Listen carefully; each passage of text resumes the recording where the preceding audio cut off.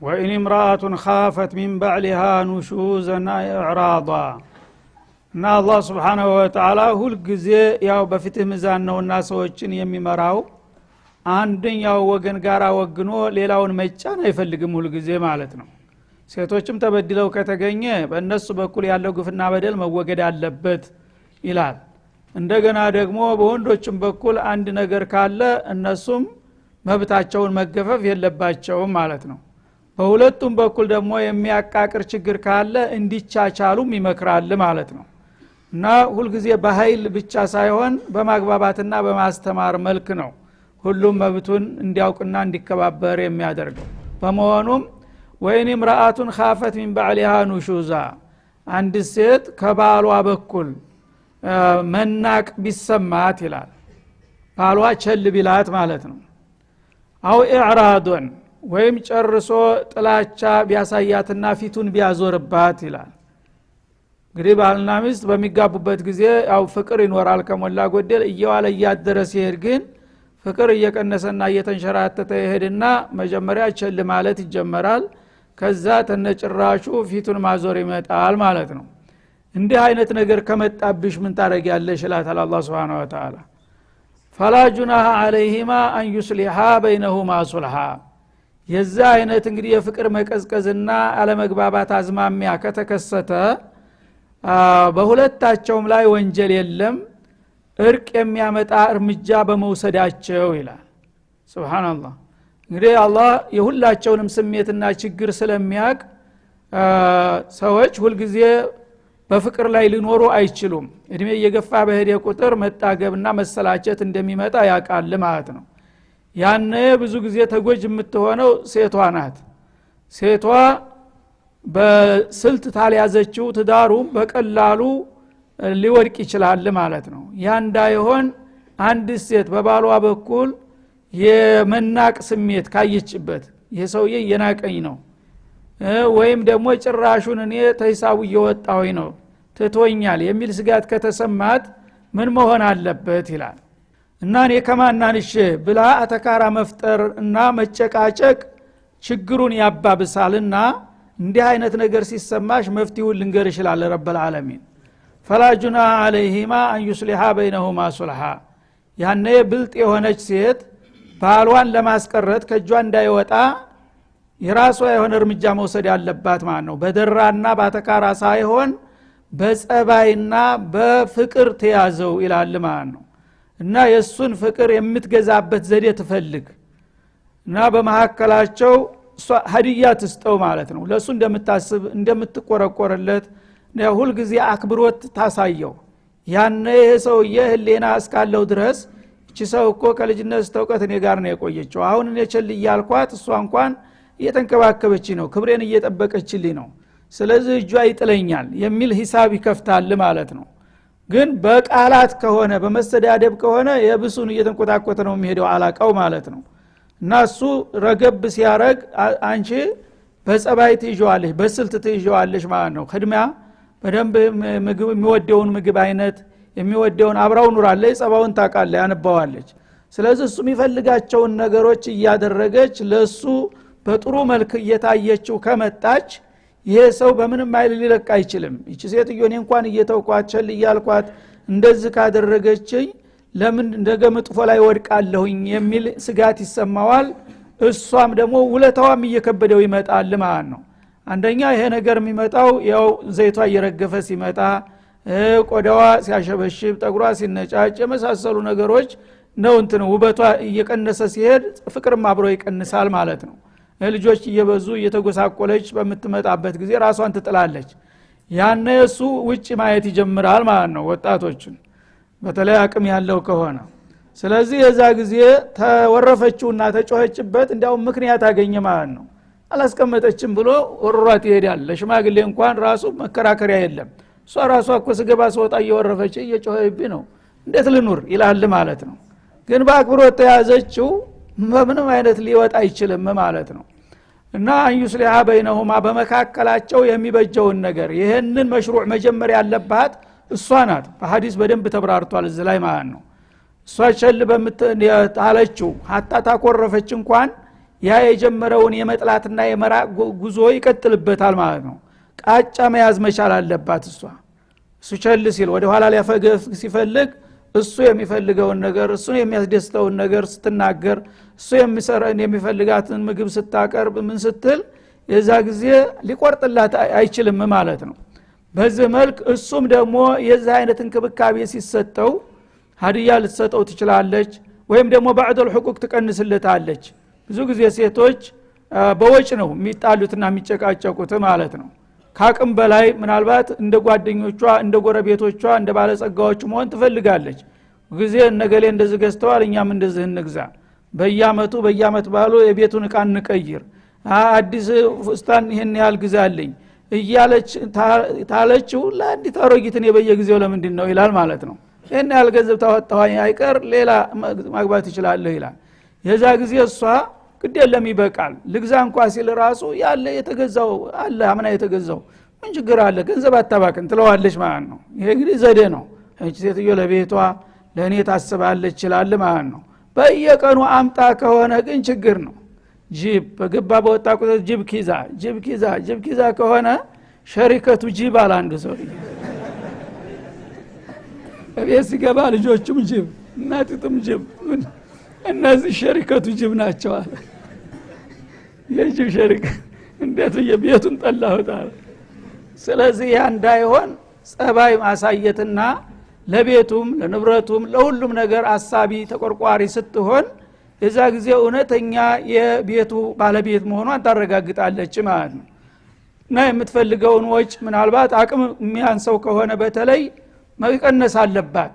እና የሚያስፈልገውን መሰረታዊ ነገሮች ከተሟሉ ከበላይ ማባከን ነው አያስፈልግም ተው ትለዋለች። የዛ ጊዜ ሰውዬ ሴትዮች ችግሬን አወቀችልኝ ይላል ማለት ነው። እና በዛ መልክ እሱም እንግዲህ አንዳንድ ድጋፍ መሰጠቱ እንደ ጉቦ አይቆጠርበትም ለትዳሩ ተብሎ ነውና እሷም መስጠቷ እንደ ጉቦ ሰጪ አትቆጠርም፣ እሱም እንደ ጉቦ ተቀባይ አይቆጠርም። ለትዳራችሁ ብላችሁ እስከሆነ ድረስ መግባባትና መተባበራችሁ ሱልህ ነው። ወሱልሁ ኸይር መታረቅ መግባባት ደግሞ በአላህ ዘንድ የተባረከ መልካም ጸባይ ስለሆነ በዚህ ነገር የምትለዋወጡት ጥቅም በእኔ በኩል ምንም የሚያስወቅስ አይደለም እንዳውም ይወደዳል አለ ማለት ነው። ወኡህዲረት الانفس الشح ችግሩ ግን ነፍሶች ሲባሉ ሁሉ ጊዜ በስስት የተጠመዱ ናቸው ይላል አላህ Subhanahu Wa Ta'ala። ሰውን ለመግዛት የሰውን ፍቅር ለማግኘት ሲፈልግ መበለጥ አለበት። አንድ ነገር ይቅር አንተ ትብሳለህ ማለት ለኔ ማለት ቀርቶ ላንተ ይሁን ላንቺ ይሁን ማለት ነው ፍቅርን የሚያዘገየው ማለት ነው። ይህን እንዳይሉ ግን ሰዎች የሚከለክላቸው ምንድነው? احضرت الانفس الشح ነፍስ የተባለች ሁሉ የወንዶችም ሆነ የሴቶች ነፍስ በንፍገት ወይም በጉጉት በሽታ የተጠመዱ ናቸው። ሰዎች ራስ ወዳድ ናቸው ማለት ነው። እሷም ለኔ ትላለች እሱም ለኔ ይላል። የዚህ ጊዜ መግባባት አይቻልም ማለት ነው።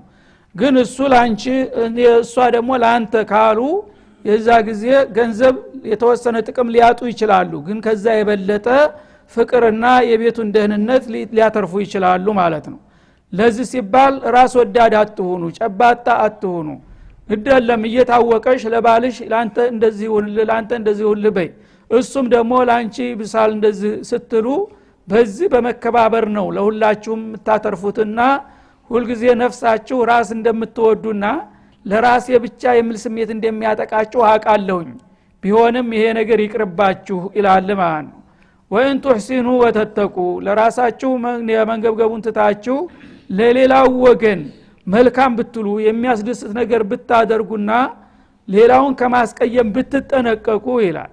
فإن الله كان بما تعملون خبيرا ያነ አላህ የምትሰሩትን ነገር ጥልቅ አዋቂ ነውና ያ ነገር ትዳራችሁ ያማረና የሰመረ ዘለቄታችሁም የተሻለ እንደሚሆን ነው ቃል የሚገባላችሁ ይላል። ስለዚህ አላህ ان الله يحب المحسنين ለሌሎች በጎ የሚውልና አክብሮት የሚሰጥን አላህ ደግሞ ወረታውን ይከፍለዋል። ምክንያቱም መስራውን አቃለው ደግስ ካሰብክ ደግስ ከሰራህ ድረስ ላንተ ደግሞ ደጋድል እንደምሰጥ ነው በማለት ያግባባል። ይሄ የትኛው ህገ መንግስት ነው በአለም ዙሪያ ለትዳርና ለባልና ለሚስት ለውስጣዊ ጉዳይ እንደዚህ ተጨንቆ የሚበጀውን ሊመክርና ሊያስተምር የሚችለው? በምንም አይነት በተቃራኒው ማፋለስ ነው። እና ተጣልተው እንዲሄዱና እንዲለያዩ ነው እየኮለኮሉ ያሉት ማለት ነው። እና ሸሪዓ ፍርድ ቤት መብትሽን ማያስከብርልሽ ከሆነ እኛ ዘንድ ነይ ቶሎ ይሏታል ማለት ነው። እሷ ዘንድ ያልሰራቸውን በወሯ ግማሽ ንብረት ከፍሎ ይሰጣል። ይሄ ምን ማለት ነው? በተሰብ እንዲጠፋ ማድረግ ማለት ነው። ሰዎች አውሬ እንዲሆኑ እስበርሳቸው እንዲባሉ። ይህ አይደለም። አላህ Subhanahu Wa Ta'ala የሰው ልጆችን ሲፈጥራቸው ማህበራዊ ህይወት እንዲመሩ ነው የመደበው። የማህበራዊ ህይወት ደግሞ መከባበር ተለለ መደጋገፍ ከለለ ሊቀጥል አይችልም። ስለዚህ ይሄንን ህይወት ቀጣይ ለማድረግ የዚህ አይነት ስልትና ዘዴ መከተል ይኖርባቸዋል ሲል ይመክራል አላህ Subhanahu Wa Ta'ala። የዚህ አይነት ደግሞ ሲስተምን የሚከተሉ ሰዎች አላህ በዱንያም በአኺራም እንደሚወዳቸውና እንደሚረዳቸውም ተስፋ ቃል እየሰጠ ነው። ወለን ተስተጢዑ አን ተዕዲሉ በይነ النساء ይላል። እናንተ ወንዶች ደግሞ ምንም ያህል ብትመከሩ እናንተም ደግሞ ቅን ለመሆን ብትሞክሩም በሴቶች መካከል መቼም እኩል ማድረግ እንደማትችሉ አውቃለሁ ይላል። ማለት እንግዲህ ታንድ ሁለት ሶስት ሚስት ያላቸውን ነው አሁን እንደሚለው ባለነጠላውን አይደለም። እና ሁለት ሚስቶች ካሉ ለምሳሌ ሁለቱን ሚስቶች በፊትህ ሚዛን እኩል አድርገህ ማስተዳደር አለብህ ቢላል አላህ Subhanahu Wa Ta'ala። አንዷን ካንዷ መለየት አይገባም። ይህን ስላችሁ ግን ልታስተካክሉ በምትችሉበት መንገድ ብቻ ነው ማዛችሁ። ታቅም በላይ የማትችሉት ነገር ላይ አላስገድድም ለማለት ነው። ወለን ተስተጢዑ ወለው አረቱም አልዓድለ ማስተካከልን እንኳን ብትሹ ብትሞክሩና ብትጥሩም አንተ አዲሉ በይነ النساء በተለያዩ ሴቶች መካከል የፍትህ ሚዛን 100% ማስተካከል እንደማትችሉ አውቃለሁኝ። ወለው ሐረስቱም على ذلك ይሄን ለማድረግ ብትጥሩና ብትጓጉም እንኳን ይላል። ስለዚህ فلا تميلوا كل الميل ሙሉ በሙሉ ማስተካከል ባትችሉ ሙሉ በሙሉ አታጋርሉ ይላል ማለት ነው። فتذروها كالمعلقه እና አንዷን የበለጠ አክብራችሁና አፍቅራችሁ ሌላዋን ደግሞ የተረሳች ቃ አድርጋችሁ እንዳትጥሉ ነው የማስጠነቅቃችሁ ይላል። እንግዲህ አንድ ሴት ካለ አንዷ ገና ወጣት ልትሆን ይችላል፣ አንዷ እድሜዋ ይገፋ ሊሆን ይችላል፣ አንዷ መልከኛ ትሆናለች፣ አንዷ መልከጥፉ ትሆናለች፣ አንዷ ልጆች ያሏት ጎስቋላ ትሆናለች፣ ሌላዋ መሃን ትሆናለች፣ አንዷ ጸባዋ ሸጋ ይሆናል ትስብሃለች፣ ሌላዋ ደግሞ ገረጭራጫ ትሆናለች፣ አንዷ ሀብት አላት ሌላዋ የላትም። እነዚህ ሁሉ እንግዲህ ነገሮች ስለሚያለያዩአቸው ወደ ተሻለው ማጋደል የማይቀር ነው ማለት ነው። ስለዚህ አንተ የተሻለ ኸደማት የምታገኝበትን የተሻለ የምታስደስትህን የተሻለ ጸባይ ያላትን ማፍቀርህ አተው ቢሉህ የምትተው ነገር አይደለም። ሰው የጥቅሙ ተገዥ ነውና ማለት ነው። ስለዚህ ሁለቱም ግን ባለቤቶች ናቸው። ሶስቱም ይሆኑ አራቱም ሊሆኑ ይችላሉ። ባለቤቶች ብለው በአንተ ስር እስካል ድረስ የኸደማትን በተመለከተ ሁቁቅን በተመለከተ ማዳላት አትችልም ማለት ነው። እቺን ወዳታለሁ እቺን አልወዳትም፣ ለዚህኛው የሪያለኝ ንቃ ለዛሽኛው የ200 ቃ አትገዛም ማለት ነው። ምግቡም እኩል መሆን አለበት። የቃዎችም አልባሳቶችም ሁሉም ነገር ሁቁቋ እኩል መሆን አለበት ማለት ነው። እና አንዷ የተሻለች ስለሆነች እዛች በፍቅር የምታደላት ጋር ጥቅሙንም ወደሷ አንዳጋዲል ማድረግ የለብህም ማለት ነው። ይህንን እንግዲህ ማድረግ በኸደማት ደረጃ ታስተካከልክ። በፍቅር ደረጃማ በምንም አይነት ሊስተካከል አይቻልም ማለት ነው። ለምን ወጣቷንና አሮጊቷን እኩል ልታፈጥራቸው አትችልም። መልከኛዋንና መልከጥፎዋን ወይም ደግሞ ጸባይ ሸጋና ጸባይ የሌላትን እኩል ማድረግ አይቻልም ማለት ነው። ግን ፍቅርህን ተከትለህ አገልግሎትህን እንዳታዛባ ነው አላህ Subhanahu Wa Ta'ala። አገልግሎቱ ለሁሉም እኩል መሆን አለበት። ማትችል ከሆነ ማሰናበት ነው። ግን በፍቅር ደረጃሳ የምታፈቅራትን አፍቅር የውስጥ ነው። ያችኛዋን የምትጎዳው ነገር የለም ማለት ነው። ምሰጠውን ነገር እኩል ትሰጣለህ። አስተዳደርም እንደዛው እኩል ነው። ከዚህ አንድ ቀን ካደርክ እዛም ሌላ ቀን ታድራለህ። እዛ ሳምንት ተቀመጥ እዛ ሳምንት መቀመጥ አለብህ።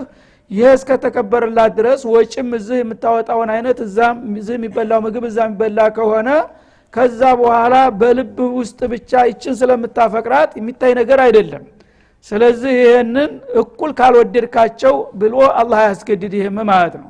ስለዚህ ነብዩ አለይሂ ሰላቱ ወሰለም ያው ሚስቶች ነበሯቸው እኩል ያገኙትን ነገር ለሁሉም ያከፋፍላሉ ታከፋፈሉ በኋላ ምን ይሉ ነበር اللهم ان هذا قسمي ይሄው በሁቁቃቸውን እኩል አካፍያለሁኝ እንደምታየው ነው ይላሉ فلا تاخذني فيما املك هذا قسمي فيما املك فلا تاخذني فيما لا املك ይሉ ነበር በሚችለው ነገር ቁሳቁሶችን አልባሳቶችን ቀለቦችን ሁሉን ነገር ይሄው እኩል አድርጌ ያከፋፈልኩ ነው አንተ ራስህ ተመሰክራለህ በማልችለው ነገር ግን እንዲያጠይቀኝ ይሉ ነበር የማይቻለው ነገር ምንድነው ፍቅር ነውና ማለት ነው ስለዚህ በፍቅር የፈለከውን ልታፈቅር ትችላለህ ግን አፈቅራታለሁ ብለህ የበለጠ አገልግሎት የምትሰጥ ከሆነ እዛ ላይ ነው ችግር የሚመጣው ማለት ነው ስለዚህ አንድም ሁለትም ሆነ ሶስት ሴት ያለው ሰው እኩል ማስተዳደር አለበት ከአንደኛው ወደ ሌላዋ ትንሽ ታጋደለና ካደላ ያኔ የውመል ቂያማ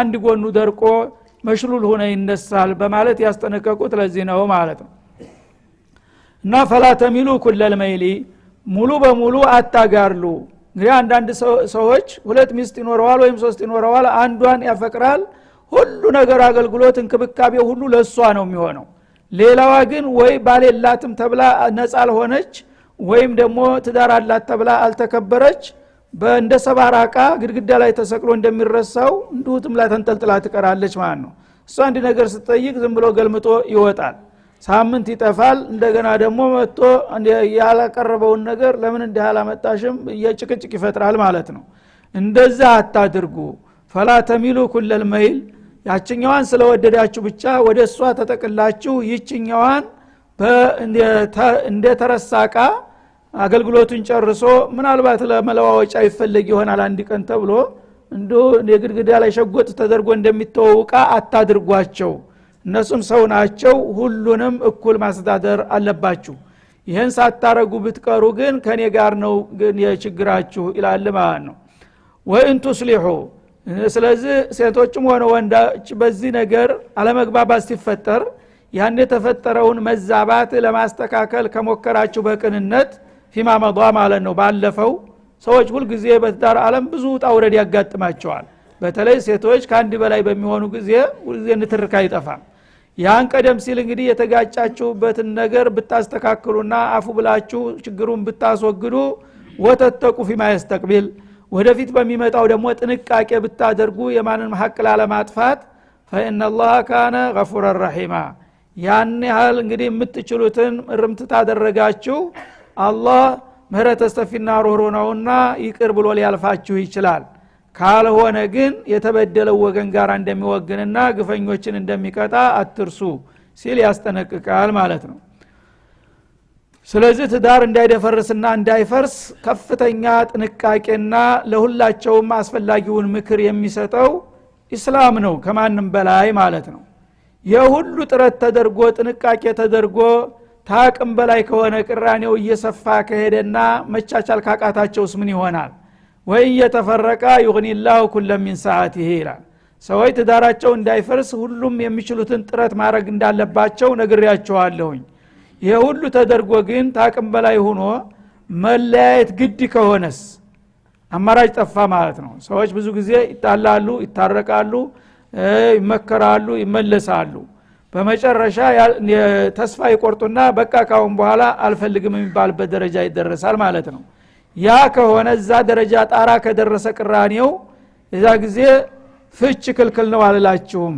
ፍችም የመጨረሻ መፍትሄ ይሆናል ማለት ነው የማይቻቻሉ ከሆኑ አወል የአኺሩል ደዋኢ አልከዩ ይባላል በመሰለል አረብ ብዙ አንድ በሽታ በሚያጋጥምህ ጊዜ የበሽታ መድኃኒቶች ብዙ ናቸው እንክብል አለ መርፌ አለ አመልያ አለ የተለያዩ ነገሮች ይደረጋል የመጨረሻ ሁሉም ተሞክሮ ሲያቅት ትኩሳት በብረት አግሎ መተኮስም መድኃኒት ይሆናል ይላል ማለት ነው ስለዚህ እስላም ፍችን የመጨረሻ መፍትሄ ነው ያደረገው እንደ ተኩስ ማለት ነው እና በቀላሉ ነገር ዛሬ ተጋይታ አሁኑ በደቂቃ ፈትቼሻለሁኝ ማለት እስላም ተቀባይነት የለውም ይሄ ከባድ ነው ህይወትን መደመር ነውና ማለት ነው ግን የሚደረጉት ሁሉ ጥንቃቄዎች ተደርገው የሚያስፈልገው ሁሉ ጥገና ተደርጎ ከዛ በኋላ የማይቻልበት ደረጃ ከደረሰ ፍጹም ተቃራኒ የሆኑ ሰዎች ዝም ብላችሁ አንድ ቤት ኑሩ ማለት ተጋደሉ ማለት ነው ያ እንዳይሆን ወደ ባሰ ችግር እንዳይመጡ የመጨረሻ መለያየታቸው ግድ ከሆነ ያኔ ይፈቀድላቸዋል ይላል። يغني الله كل من ساعته ያኔ ሁለታቸውም እሷም ከዚህ ሰውዬ ጋራ ታውን በኋላ መኖር አልችልም እሱም ከሷ ጋራ መኖር አልችልም የሚል ድምዳሜ ላይ ከደረሱ የባሰ ነገር እንዳይመጣ እንዲለያዩ ፈቅድላቸዋል የዛ ጊዜ ይላል። ለምን ዝም ብሎ የዛ አይነት ተቃራኒ አቋም ያላቸው ሰዎች አንድ ቤት ከቆዩ አንድ ቀን ሸይጣን ወዳልሆነ ቦታ ሊወስዳቸውና አስተነፍስ ግድያ ሊፈጠር ይችላል ማለት ነው። ያ እንዳይሆን የመጨረሻ መለያየት ግድ ነው የሚባልበት ደረጃ ላይ ከተደረሰ ይለያዩ ግድ የለም ይላል። ይለያዩ ብሎ ፍቃድ ብቻ ሳይሆን يغني الله كل من ساعته ይላል ሱብሃንአላህ። እና አላህ Subhanahu Wa Ta'ala ችሮታው ሰፊ ነው። ለሁላቸውም ታቅም በላይ ሆኖ ትዳሩ መቀጠል የማይችልበት ደረጃ እስከሆነ ድረስ ይለያዩ። በሚለያዩ ጊዜ ደግሞ ተስፋ መቁረጥም የለባቸውም። ችግሩን አውቃለሁኝና ለሁላቸውም የተሻለ መተኪያ ሰጣቸዋለሁ ይላል አላህ Subhanahu Wa Ta'ala።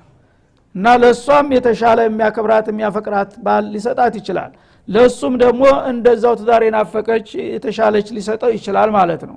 ስለዚህ ሁሉ ጊዜ በአንድ መቁረብ የለም ማለት ነው እንደ ሌሎቹ እንደሚሉት። እና መጀመሪያ ግን መጠገን የሚቻልበት ሁሉ ዘዴ እስካለ ድረስ መለያየት አይፈቀድም አይወደድም። አብገዱል ሐላሊ ኢለላህ الطلاق እንዳሉት ረሱል ሐላል ሆኖ አላህ የሚጠላው ነገር ካለ ፍች ነው። ለምን የተፈጠረን ዝምድና መቁረጥ ስለሆነ ማለት ነው። ግን ያ ዝምድና በተፈጥሮ ባህሪው ሊቀጥል የማይችልበት ደረጃ ከደረሰ ደግሞ አخف الضررين ነውና የባሰ ችግር እንዳይመጣ ቢለያዩ በሚለያዩበት ጊዜ አላህ ለሁላቸውም ችግሩ ታቅማቸው በላይ መሆኑን ስላወቁ ከሆነ የተለያዩት የዛ ጊዜ ለሁሉም ከችሮታው መተኪያ ይሰጣቸዋል። ለሷም የተሻለ ለሱም የተሻለ ሊሰጣቸው ይችላል ሲል ፍቃድም እንደገና ተስፋም ይሰጣቸዋል ማለት ነው። وكان الله واسعا حكيما الله سبحانه وتعالى ችሮታው ሰፊ የሆነ ጌታ ነው። ተስፋ ለቆረጠው ሁሉ እንደገና ተስፋ የሚያለመልም መተኪያ ይሰጣል ማለት ነው።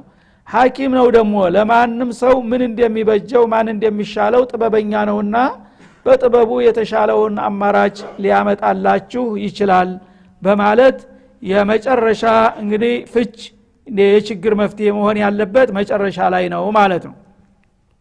ታውን ቀደም ያው አልበቀራም ላይ አልፏል ማለት ነው። መጀመሪያ ምክር ከዛ እንደገና ወፊቱን እንደ አዝሮ መተኛት በመኝታ መለየት ከዛ ካስፈለገ ደግሞ መለስተኛ እርምት ማድረግ እያለ ተዛ ፈባአቱ ሐከመ ሚን አህሊ ወሐከመ ሚን አህሊሃ ተራሳቸው ለመፍታት የሚያዳግታቸው ደረጃ ከደረሰ ደግሞ ወደ ባዕድ ሳይሄድ የሷ ቤተሰብና የሱ ቤተሰብ የቤተሰብ ጉባኤ እንዲያየው በእነዚህ ደረጃዎች ሁሉ እንዲያልፍ ነው የአላህ Subhanahu Wa Ta'ala ትዳርን በከፍተኛ ደረጃ ጥንቃቄ አስቀድሞ ለአየር ማውጣት የለበትም አደባባይ ማለት ነው። ያ ሁሉ ተደርጎ ሲያቅት ነው ኩለ ምን ሰዓቲ የሚለው የሚመጣው ማለት ነው። በአሁኑ ጊዜ ግን ሰዎች በአንድ ደቂቃ ሁሉ ነገር ይጨርሳሉ ማለት ነው። ዱላውም እዚሁ ሽማግሌውም ወቀሳውም ክሱም ሁሉም ይልና በሳምንቱ ሁሉም ነገር ጭምልልቁ ይወጣል። የዛ ጊዜ ተአላህም ጋር ጭምር ነው የሚጣሉት ስበርሳቸው ብቻ ሳይሆን ማለት ነው። ወሊላሂ ማ ፊ السماوات وما في الارض ይላል። በሰማያትና በምድር ውስጥ ያሉ ፍጥረታቶች በሙሉ የአላህ እንደሆኑ አትርሱ ይላል። ምክንያት ዓለም በሙሉ የኔ መምለካ ነው ማለቱ ነው። ሰባቱ ሰማያት ሰባቱ ምድርም በውስጡና በዙሪያቸው ያሉ ፍጥረታቶች የምታቋቸው የማታቋቸውም ዱንያም አኺራም በአጠቃላይ የኔ ግዛት ነው። ስለዚህ በግዛቴ ውስጥ እኔ የማልወደውና የማልፈቅደው ነገር ብታደርጉ እኔ ጋር ነው የምትጣሉት ብሎ ማስጠንቀቁ ነው አላህ Subhanahu Wa Ta'ala። ለዛ አንድ መንግስት ህገ መንግስት እንዳይጣስ ስርዓት እንዳይደፈርስ እንደሚቆጣጠር እኔም ዓለምን በዛ መልክ ወሊላሂ المثل الاعلى ከዛ በበለጠ በእያንዳንዳችሁ ሹኡን በመመለካዬ ውስጥ ፈሳድ እንዳታመጡ አስጠነቅቃችኋለሁኝ። ዓለም በሙሉ ዳርስተዳር የኔ ግዛትና ንብረት ነውና ይላል። ስለዚህ በዚህ በዓለም ዙሪያ የሚደረጉ ነገሮች እኔ ማላያቸውና ማላቃቸው ማልታዘብ ማልዳኛቸው መስሏችሁ እንዳትሳሳቱ ማለቱ ነው። ወለቀድ ወሰይነ الذين اوتوا الكتاب من قبلكم ከናንተ በስተፊት ኪታብ የተሰጡትንም ህዝቦች والله በእርግጥ እንደዚሁ ለዲንም ለዱንያቸውም የሚበጃቸውን ነገር በመምከር አስጠንቅቀናቸዋል ይላል። ወኢያኩም እናንተንም በተራችሁ ይሄውና እያስጠነቀቅናችሁ ነው ሁሉንም የወትሮዎችን ሰዎችም አሁንም ያሉትን ተረኞች አላህ የሰጣቸው አደራና ምክር ምንድነው አንተቁላህ አዩሃናስ የሰው ልጆች ሆይ አላህን ፍሩ በፍቃዱ ተመሩ የሰው ልጆች ፈጥሬ ዝም ብዬ ምረን አለቀኳችሁም እኔ የፈጠርኳችሁን ጌታ ህግና ስርዓት አክብራችሁ እስበርሳችሁ መብታችሁን በመከባበርና መፈቃቀር አለባችሁ እንጂ አንዱ ጉልበት አለኝ አንዱ ዕውቀት አለኝ አንዱ ንብረት አለኝ እያለ በሌላው ላይ መፈንጨት የማይበጃችሁ መሆኑን እናንተም ብቻ ሳይሆን የወትሮዎችንም ህዝቦች መክር ያለውኝ እናንተንም እነሆ ይኸው በተራችሁ አደራ እያልኳችሁ ነው ያለሁት